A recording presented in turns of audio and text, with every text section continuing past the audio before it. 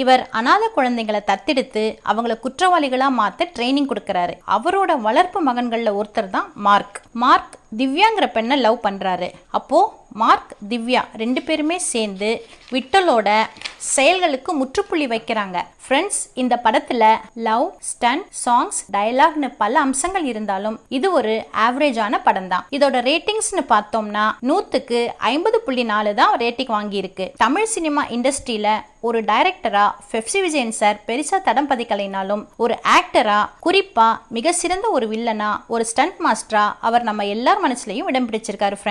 Friends, Pepsi Vijayan சாரோட 3 தலைமுறை நம்ம கோலிவுட் இண்டஸ்ட்ரியில இருக்காங்கிறது உங்களுக்கு ஆச்சரியமா இருக்கா? எஸ் ஃப்ரெண்ட்ஸ், பெப்சி விஜயன் சாரோட அப்பா சுவாமிநாதன் புரட்சி தலைவர் எம்ஜிஆர் நடிச்சு மெகா ஹிட்டான அடிமை பெண் படத்துல எம்ஜிஆர் சார் சிங்கத்தோட பண்ற ஃபைட்டை ட்ரெயின் பண்ணினதும் இவர் தான். இந்த வீடியோ நீங்க முழுசா பார்க்கணும்னா கீழே லிங்க் கொடுத்துருக்கேன், கிளிக் பண்ணி